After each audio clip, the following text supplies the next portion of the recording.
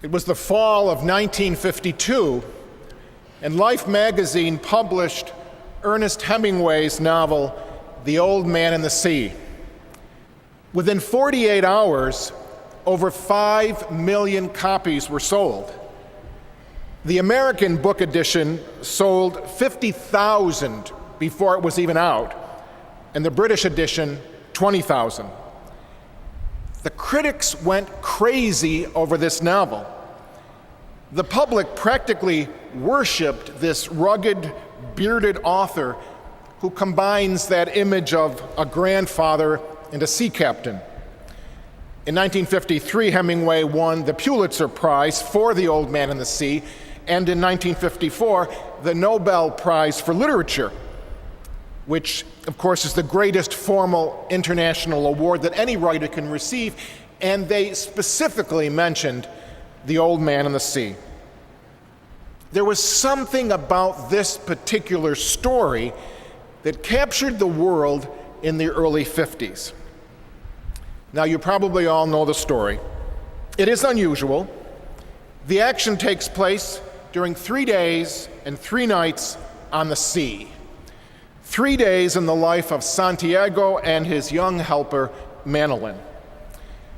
Santiago is a widower, no children, and he's gone 84 days without catching a fish. So he takes off from Havana Harbor to end this string of bad luck, and a fish begins to nibble at his net. It's a very big fish. It's a marlin. And he makes a vow. He vows, "I will stay with you until I am dead."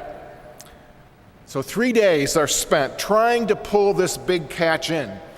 He's exhausted, his hands are cramping, he's repeating prayers for success, he increases the tension on his line, his hands get cut, he sees the fish, it's enormous, and then the sharks appear. And he battles with the sharks with a club, but eventually the sharks tear off all the meat, and all that's left for Santiago is a skeleton. So he pilots his small craft home, arrives in the middle of the night, and in the early morning, there's a big stir among all the fishermen over the incredible size of this skeleton that is on the boat of Santiago. And the tourists are just amused with detachment at these remains. They laugh at him. They do not understand the nature or the significance of Santiago's experiences. The pain-ridden old man, though, the fisherman, he vows to fish again. He tells them all he is not going to quit the battle.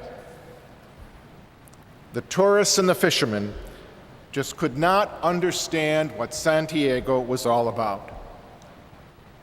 But neither could the followers of Jesus or even the apostles in the gospel today understand what Jesus was all about. And he had to ask them, as he did in the gospel today, "Who do people say that I am? Who do you say that I am? What do I mean for you?" And then, of course, he tells them at the end of that gospel something that makes no sense to any of them at the time. He says, "Whoever wishes to be my follower must deny his very self, take up his cross each day, follow in my footsteps. Whoever will save his life will lose it. Whoever loses his life for my sake will save it." At the time, it was incomprehensible. The critics of Hemingway continually asked the question, is Santiago a triumphant figure or a tragic figure? The critics of Christianity asked and continue to ask, is Jesus a triumphant character or a tragic character? And of course, Jesus continued to ask, "Who do you say that I am?" Santiago, an old man, seemingly beaten by the sea, has only a skeleton to show for his 3 hard days of work. Jesus, after 3 days of suffering, has only a cross. So I guess the question comes out to all of us this weekend. Who do we say that this Jesus is? Who is this Jesus in our lives? Does he make a difference in our lives? Or are we detached and bemused, not really understanding who he is? Now, literary critics speak of what's called a code hero in Hemingway's works. Santiago is considered to be the finest and most developed example of what a code hero is. Code means a set of rules or guidelines for conduct. In Hemingway's code, the principal ideals are honor and courage and endurance in a life of stress and misfortune and pain. The code dictates that the hero act honorably in the midst of what will be a losing battle. And in doing so, the hero finds fulfillment. He becomes a man, or he proves his manhood and his worth. One of the great phrases used for these code heroes in Hemingway is grace under pressure. Santiago comes ashore with only the skeleton of the fish, but he has not truly been defeated. He has achieved a spiritual victory, something far more meaningful than having 1,500 pounds of marlin meat to take to the market. Against great odds, in spite of personal suffering, he conquered the fish itself, and he survived the 3 grueling days on the sea. There might not be anything to sell at market, but the massive skeleton itself stands as proof of his heroic accomplishment. As you read the book, you realize that he suffered from hunger and general poverty. His hands bore the scars, old scars and new scars. He had a pain in his back that was relentless. He nearly passed out from exhaustion.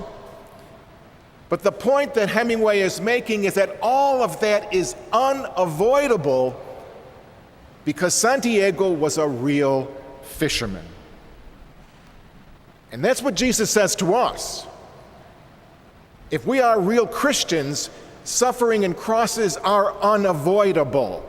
We will suffer for the ideals and the values that we live up for. The conclusion that Hemingway wants us to hear is that being true to yourself and your destiny will bring inevitable suffering. If we see Santiago's losing the fish as losing the entire battle, then evil has triumphed. If we see Santiago's endurance and survival as the true victory, then evil has brought tragedy, but is not actually conquered. It's the same with Jesus. At the time, the cross was a tragedy incomprehensible to the people of his day. But in the end, it was and it is liberation. Many years ago now, too many to count, I did some graduate work at Fordham University. And if you're familiar with Fordham, they have the Vincent Lombardi Memorial Center, workout center. And I used to go there every single day. I used to walk over. And if you know it, on the building is the great quote from Lombardi: "Winning isn't everything, it's the only thing." And we've heard that a lot. Well, that's not what Hemingway is telling us. And it's certainly not what the gospel is telling us or the message of the cross is all about. Fulfillment is not in the victory, but in the fidelity to the task. It's in the hanging in there. It's in the not giving up. And there is such a thing as a spiritual victory. So, a question for all of us. How many here are right now involved in challenging and difficult situations and you might just be tempted to give up.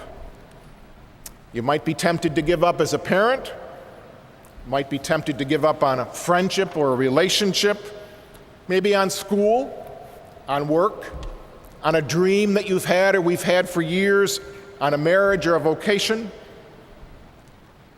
You know, they all have their own crosses. None of them will ever be perfect. Unless we get into the realization that the challenge of the gospel tells us today that it's not the winning that counts. It's the perseverance, it's the fidelity, it's the commitment, it's the dedication, the follow-through, the not giving up, the sacrifice. Because life isn't a win-lose battle. Crosses and failures truly do make us who we are, and they give substance to our lives. Some interesting trivia. That quotation, "Winning isn't everything, it's the only thing," well, of course, it's widely attributed to Vince Lombardi, but we are told that perhaps he heard the phrase from the UCLA coach, Henry Russell Sanders. Lombardi, of course, is on record using the quote as early as 1959 in his opening talk on the first day of the Packers training camp. And that's when the quotation just captured the American public attention. During, obviously, Vince Lombardi's highly successful reign as coach of the Packers in the 60s. But over time, the quotation seemed to take on a life of its own. But James Michener, who wrote Sports in America, tells us that Lombardi claims to have been misquoted. He tells us that Lombardi said that what I really said was, winning isn't everything, the will to win is the only thing. And maybe he was misquoted, but he did go on to use the misquote many, many times in his career. And this credo that has become so popular has served as a counterpoint to the well-known sentiment of sports journalist Grantland Rice that it's not that you won or lost, but how you played the game, and to the modern Olympic creed that expresses the most important thing is not winning, but taking part. Well, in the gospel today, Jesus tells us to take part in life is to struggle with many crosses and many failures. And in the end, the crosses and failures will be liberating. Hemingway's Santiago from The Old Man and the Sea found his liberation and fulfillment by simply never giving up.